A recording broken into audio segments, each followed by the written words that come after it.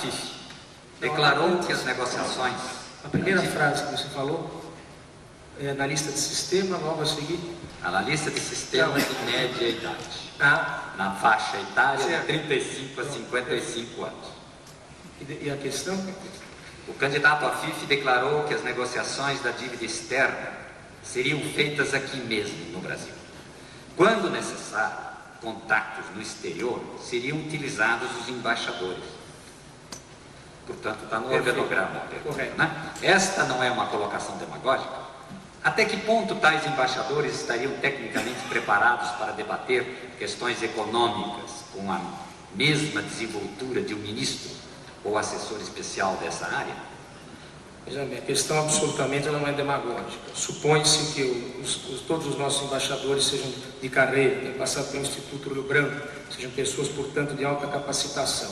Agora, a ideia do deputado é o seguinte: para você ir ao exterior para funcionar como um moleque de recados, isso não funciona. E você necessita deslocar uma equipe econômica para o governo quando isso se fizer necessário. Quando você tiver que ir ao exterior meramente para colher informações ou passar informações para eventuais auditorias, então você já tem as embaixadas brasileiras. Isso é uma contenção de despesa, porque cada vez que vai uma equipe econômica para o exterior, não tenha dúvidas, não vai só a equipe, vão familiares, vão os amigos dos familiares. Então isso passa necessariamente. A mentalidade brasileira é muito complicada, porque queira ou não, como foi dito aqui, a máquina estatal é muito grande. Mesmo que você promova com reforma administrativa corte, pessoal do segundo e terceiro escalão, a equipe é muito grande. Então toda vez que for estas comitivas, você já tem aqueles especialistas das comitivas. Não, pode deixar que eu organizo tudo. E nesse que ele organiza tudo, vai inchando a equipe. Então a equipe econômica acaba virando uma caravana. Isso que o deputado quer evitar. Então quando ele diz que ele vai utilizar a estrutura das embaixadas no exterior, ele se refere exatamente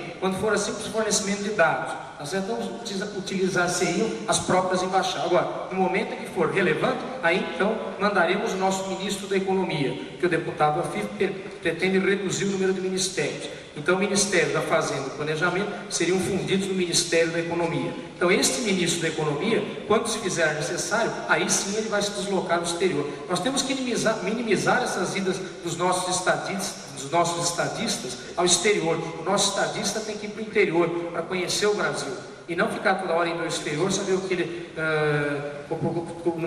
subjugando, por assim dizer, a própria soberania nacional. Isso não é correto. Então, na medida do possível, tem que se utilizar a estrutura já montada.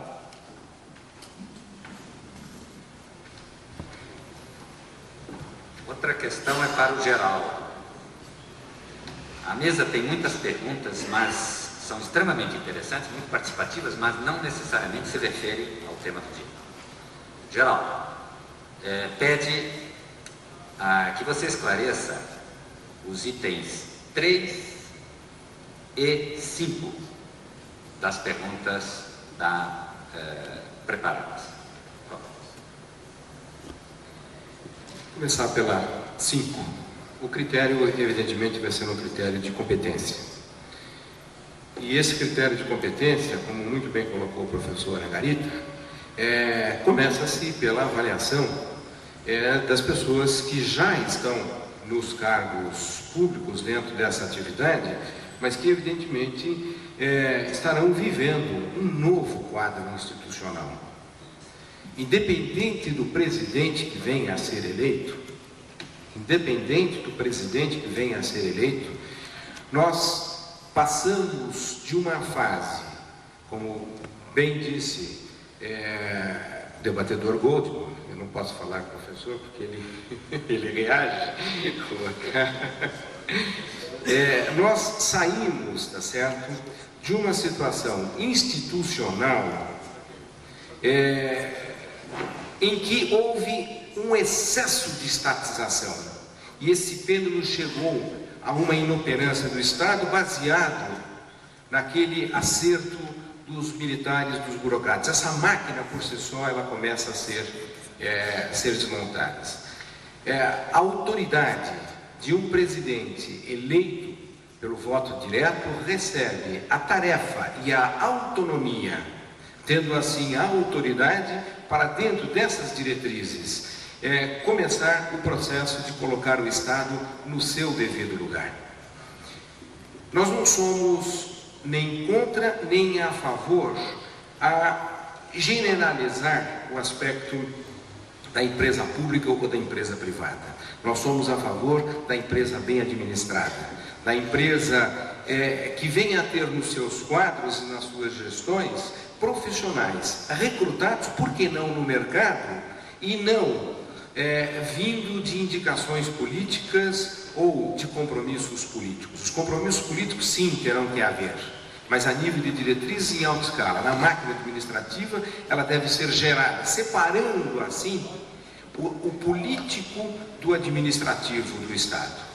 Evidentemente que existem muitas empresas públicas. Eu tive a oportunidade uma vez, uma única empresa pública que eu fiz um trabalho, eu fiquei uma semana na Companhia Vale do Rio Doce. É um exemplo de administração participativa. Existe a boa empresa pública e a má empresa pública. Agora, o erro está no excesso realmente de regulamentação, no excesso de atribuições, e começar realmente a querer regular a pequena, média empresa, regular segmentos de empresa, formando com isso, o que também já foi colocado aqui, o sistema cartorial, o sistema que impregna, através dos lobbies que são feitos, certo? Aquele esquema de subsídios em detrimento da grande maioria dos usuários dos serviços públicos, que é a população brasileira, a máquina, e esta máquina não está voltada. Quer dizer, é voltar a atividade pública para este quadro. Nós vamos considerar a fase das perguntas terminada. Naturalmente, é preciso que a mesa excuse-se perante um número suficientemente grande de perguntas que tem, mas ela procurou selecionar algumas suficientemente objetivas e que permitissem a cada um dos membros assessores dar uma posição abrangente. Apenas também acrescentando a essa informação que o Plínio está fornecendo, o nosso jornalista contratado para fazer inclusive um encarte deste evento, ele irá, com base nas perguntas dirigidas, muitas delas especificamente ou não, irá tomar a liberdade de procurar cada um dos senhores, no sentido de obter respostas talvez mais genéricas do que as perguntas específicas, e elas figurarão no encarte que todos receberão, numa tentativa de satisfazer a todos, ao interesse de todos. Para finalizar, uma vez que os jornalistas já estão esperando os assessores para uma apreciação final, eu pediria que rapidamente o professor Tsukamoto fizesse algumas observações importantes sobre a avaliação que vocês têm em mão, a fim de que tenhamos um instrumento de análise dos resultados desse seminário, que depois será fornecido a todos vocês também.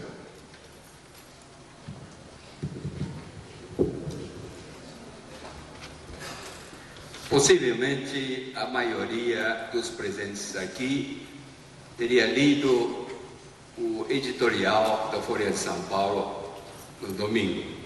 O editorial começa assim: decepção, marasmo, vazio.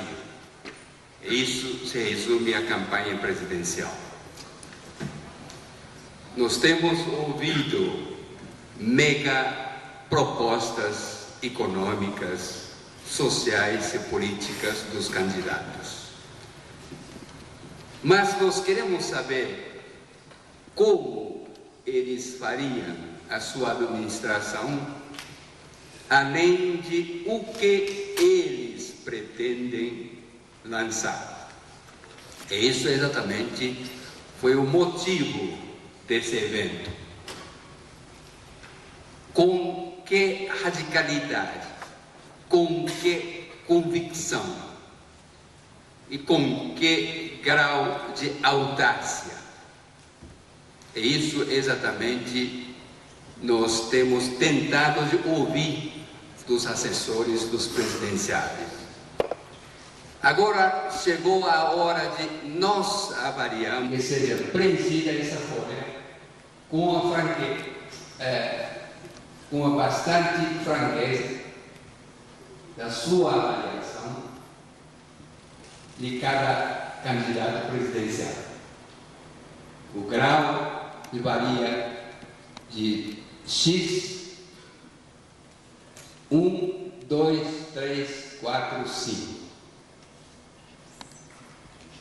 Isso é uma outra maneira de nós participarmos no processo eleitoral. Pela atenção, muito obrigado. Eu agradeço a todos os ilustres assessores que estiveram presentes e principalmente a inequívoca disposição em contribuir para esse esforço de esclarecimento.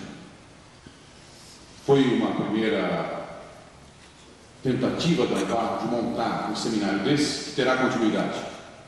Temos o firme propósito de, no segundo turno, já com os 2 candidatos que houverem sido eleitos, procurarmos formular alguma questão dessa espécie. E espero, sinceramente, que venhamos a contar pelo menos com 2 dos presentes no nosso próximo seminário do segundo turno. Eu agradeço também a todos os participantes, principalmente a forma com que estarão contribuindo em todas as eleições futuras, cobrando dos candidatos, principalmente a cargos executivos, com que grau de competência de gestão eles farão o governo. E com isso, decidir o nosso voto de maneira muito mais consciente e profunda. Nesse momento, eu peço aos